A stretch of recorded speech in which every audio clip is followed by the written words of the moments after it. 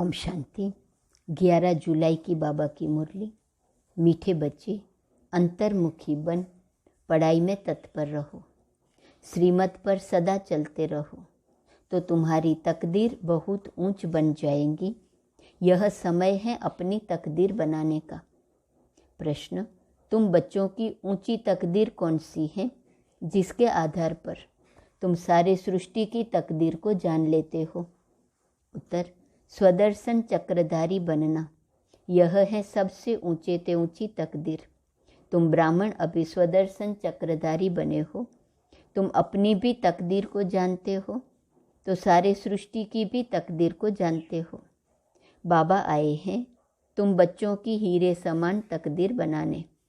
स्मृति में रहे, स्वयं भगवान हमारी तकदीर बनाने लिए पढ़ा रहे हैं तो तकदीर बनती रहेंगी। गीत: आने वाले कल की तुम तकदीर हो। ओम शांति। बच्चों ने गीत के 2 शब्द सुने। सुनने से ही अपनी तकदीर का नशा चढ़ जाना चाहिए। यह है अविनाशी नशा, उतरना नहीं चाहिए। कोई मनुष्य साहूकार पदमपति होते हैं तो उनको रात दिन नशा रहता है, हम बड़े धनवान जागीरवान हैं। नशा चढ़ता ही है संपत्ति का। तो बाप है तकदीर बनाने वाला। अभी तो तकदीर फूटी हुई है, कौड़ी मिसल तकदीर है, वह हीरे मिसल तकदीर है। यह तुम जज कर सकते हो। बेहद का बाप सन्मुख बैठ तकदीर बनाते हैं, सो तुम देखते हो, जानते हो। परमपिता परमात्मा को देखते हो व जानते हो। बच्चे जानते हैं हम आत्मा हैं, बल आत्मा को देखते नहीं हैं, परंतु निश्चय है हम आत्मा हैं, स्टार मिसल हैं, प्रकृति के बीच में रहते हैं। इस समय तुम बच्चों को आत्म अभिमानी बनना है। इस देह में रहने वाले को आत्मा देही कहा जाता है। आत्मा को अभिमान है कि हमको परमपिता परमात्मा आकर मिला है। बच्चे बाप के पास जन्म लेते हैं तो वारिस होते हैं। फिर कोई तो पाई पैसे की तकदीर पा लेते हैं, कोई तो कुछ भी नहीं पाते, सिर्फ जन्म ही पाते हैं। कोई है जिनके 5-6 बच्चे हैं। तलब अर्थात नौकरी कम मिलती है तो समझते हैं हमारी तकदीर में यह था। औरों को देखते हैं उन्हों की तकदीर में कितने महल माड़ियाँ ताज व तख्त हैं। मनुष्य के तकदीर की वैरायटी है ना। तो अब तुम अपनी तकदीर को जानते हो कि किस तकदीर के लिए हम पुरुषार्थ कर रहे हैं। धन के लिए, सुख के लिए। मनुष्य पुरुषार्थ तो करते ही हैं। धनवान मनुष्य बीमार पड़ते हैं तो अच्छे अच्छे डॉक्टरों की दवाई करते हैं, समझते हैं धन से अच्छी दवाई होगी। तो धन की बात है ना। तुम बड़ी ज़बरदस्त तकदीर बनाते हो श्रीमत से। बच्चे जानते हैं बाबा ऊंचते ऊंच तकदीर बनाते हैं क्योंकि खुद ऊंचते ऊंच हैं। अब तुम उनके सन्मुख बैठे हो ना, माँ बाप के घर में बैठे हैं। कोई राजा रानी है तो समझते हैं हमने ऐसे कर्म किए हैं जो राजाई की तकदीर मिली है। अब तुम जानते हो हम जो ये लक्ष्मी नारायण का चित्र देखते हैं उन्होंने भी जरूर अगले जन्म में तकदीर बनाई है। तुमको यह बुद्धि मिली है। मनुष्यों की बुद्धि में यह नहीं आता। इतने धनवान मनुष्य हैं, उन्हों को यह तकदीर कैसे मिली? कहेंगे पास्ट जन्म में ऐसे कर्म किए हैं जो इतना धनवान बने हैं। कर्मों का फल है ना। गाते भी हैं कर्मों की गति न्यारी है। मनुष्य पास्ट के कर्मों अनुसार ही भोगते हैं। अभी तुम बड़े ते बड़े लक्ष्मी नारायण के तकदीर की भेंट करते हो। यह जो सतयुग के मालिक बने उन्हों की ऐसी कर्म गति किसने बनाई जो विश्व के मालिक बने? तुम सारे चक्र को जान चुके हो। तुम ब्राह्मण अभी स्वदर्शन चक्रधारी बने हुए हो। दूसरे ब्राह्मण तो स्वदर्शन चक्रधारी नहीं होंगे, वह भी ब्राह्मण, तुम भी ब्राह्मण हो, परंतु तुम जानते हो हम हैं सच्चे ब्राह्मण। ब्रह्मा की मुख वंशावली। जरूर ब्रह्मा भी किसका बच्चा होगा? वह है शिव बाबा का बच्चा। शिव बाबा तो रचयिता है, उसका कोई बाप नहीं। तो अब तुम्हारी तकदीर परमपिता परमात्मा बनाते हैं। बाप से ही तकदीर बनती है, काका चाचा मामा आदि से नहीं बनती। हाँ, कोई की बन सकती है अगर वह एडॉप्ट करे तो। तुम बच्चों को भी एडॉप्ट किया है। ड्रामा अनुसार कल्प पहले माफिक, उनसे ऊंचा कोई है नहीं। प्रजापिता ब्रह्मा को इतने बच्चे हैं, ढेर के ढेर। उनको बाप से क्या वर्षा मिलता होगा? तुम समझते हो कि शिव बाबा है सभी आत्माओं का बाप और ब्रह्मा है सभी जीव आत्माओं का बाप। तुम इसमें भाई बहन हो जाते हो। बाप तो तुम बच्चों को कहते हैं, देखा तुम्हारी तकदीर कितनी ऊंची है, हम तुमको पढ़ाकर कितना तकदीरवान बनाता हूँ। बरोबर सतयुग आदि में श्री लक्ष्मी नारायण व इन स्वर्गवासियों की राजधानी थी। कितनी उन्हों की ऊंच तकदीर बनाई है। यह तुम बच्चों की बुद्धि में राज है कि शिव बाबा ने ही उन्हों की ऊंच तकदीर बनाई थी। वह तकदीर भोग 84 जन्म पूरे किए, अब फिर वही तकदीर बना रहे हैं। यह तुम्हारी बुद्धि में ज्ञान है। ज्ञान सागर शिव बाबा के सिवाय कोई भी समझा न सके। ऐसा बाप कितना लवली है। बाप भी कहते हैं तुम भी लवली बच्चे हो। तुमको मैं फरमान करता हूँ कि निरंतर मुझे याद करने का अभ्यास करो तो तुम्हारे विकर्म विनाश हो जाएंगे। तुम जानते हो कि शिव बाबा अभी इस ब्रह्मातन में सन्मुख हैं। बाप ने समझाया है, मैं तो सदैव निराकार हूँ, मेरा नाम शिव ही है। मैं साकार में आकर पुनर्जन्म नहीं लेता हूँ, अभी मैं आया हुआ हूँ। तुम जानते हो कौन बात कर रहा है। तुम्हारी बुद्धि ऊपर में चली जाती है। वह निराकार परमपिता परमात्मा ज्ञान का सागर है, वही तकदीर बनाने वाला है। हेवनली गॉड फादर हेवन की स्थापना करेगा ना। तुम जानते हो बाप कैसे ब्रह्मातन में सन्मुख बात कर रहे हैं। कहते हैं लाडले बच्चे, अब ड्रामा पूरा हुआ। आत्मा सुनती है, आत्मा ही जानती है कि यह यथार्थ बात है। बाप कहते हैं जितना हो सके मुझे याद करो, और सारे सृष्टि चक्र की नॉलेज तुमको ही दी है। कोई को अच्छी रीति धारणा होती है, कोई भूल जाते हैं। अभी तुम बैठे हो, तुमको यह ज्ञान अमृत दे रहे हैं अथवा नॉलेज पढ़ा रहे हैं। सन्मुख शिव बाबा बैठा है, वह जन्म मरण में नहीं आता है। तुम्हारा तो जन्म बाय जन्म नाम रूप देश काल बदलता जाता है। फीचर्स सदैव न्यारे मिलते हैं। यह कितनी गुह्य सूक्ष्म बातें हैं। तुम्हारी आत्मा घड़ी घड़ी एक शरीर छोड़ दूसरा लेती है। इस समय जो तुम्हारा रूप है, दूसरे जन्म में यह नहीं रहेगा। एक न मिले दूसरे से।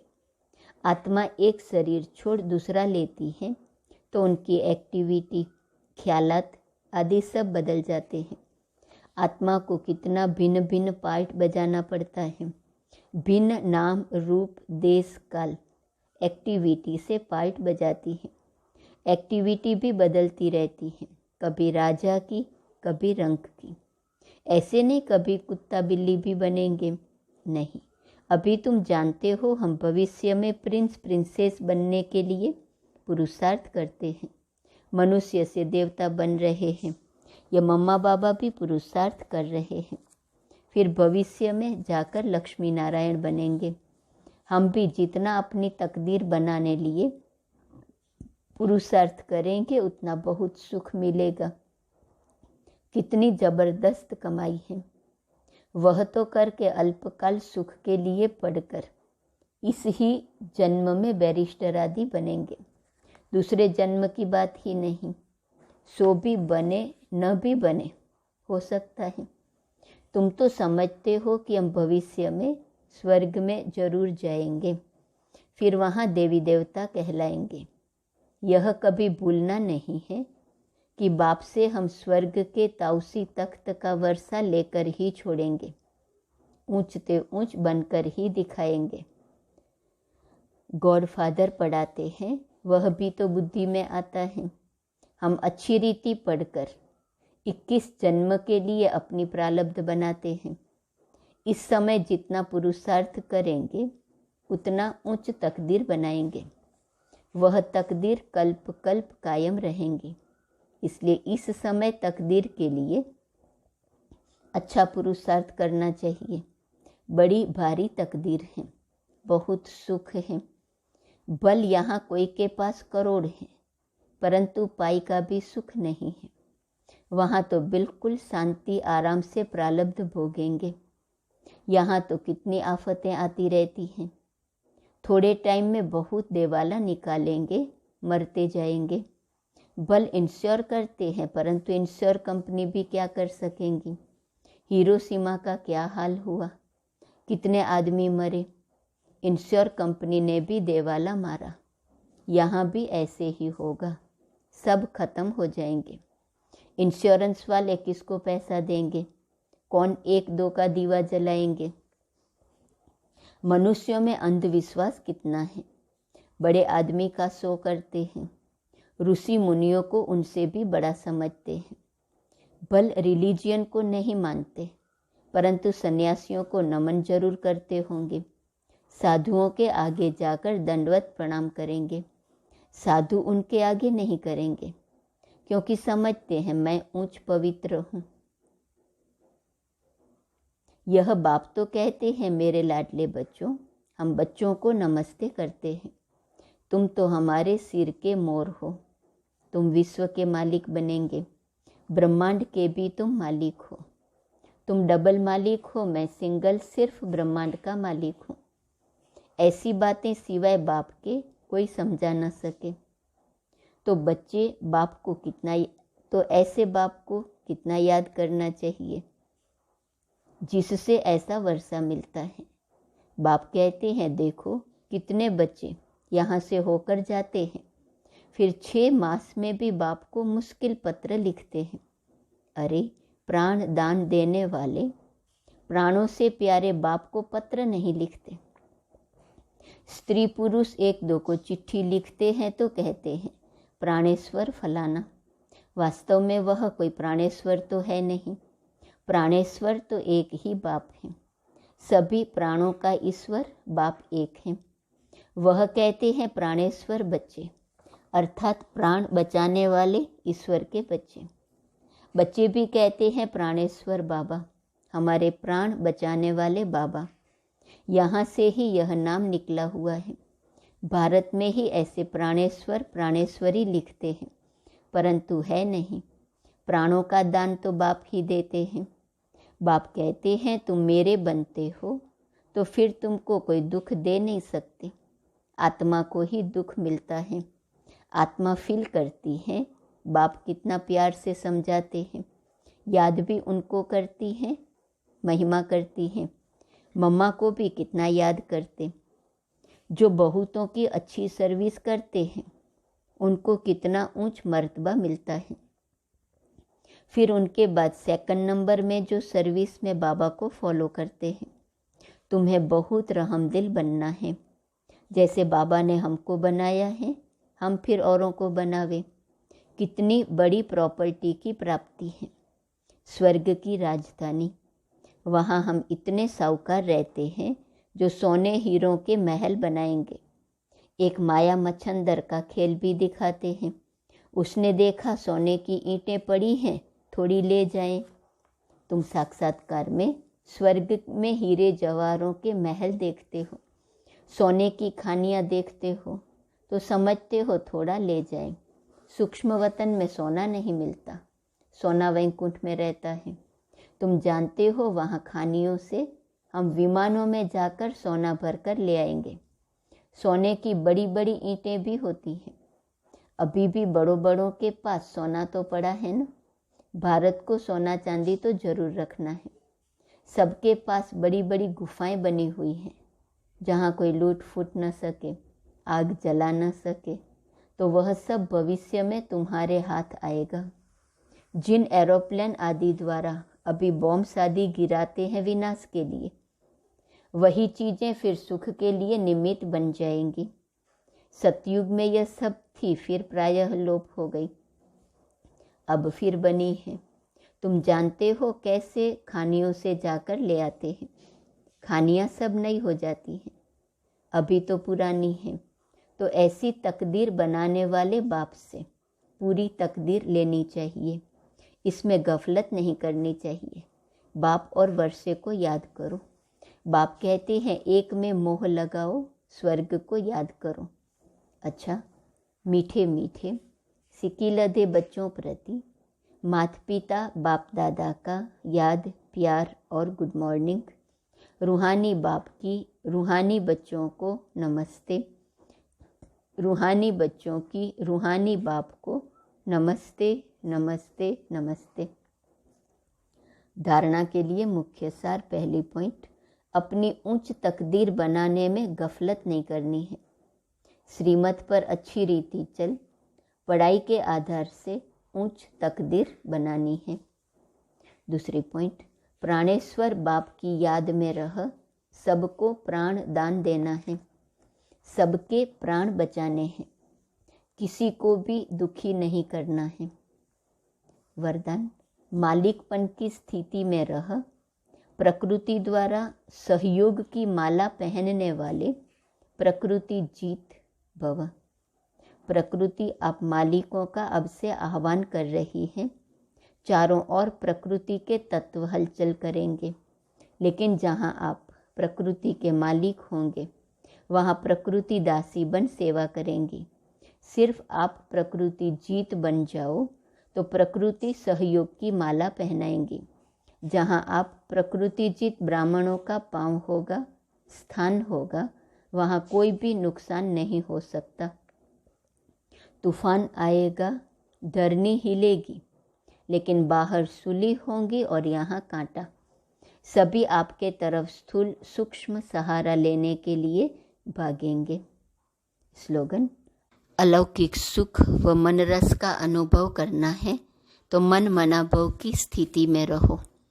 आज का स्वमान है, मैं सफलता मूर्त हूँ। अव्यक्त इशारे की पॉइंट 11 जुलाई। तकदीरवान बच्चे हर संकल्प, बोल और कर्म में फॉलो फादर करते हैं। उनके हर बोल में नम्रता, निर्माणता और महानता होंगी।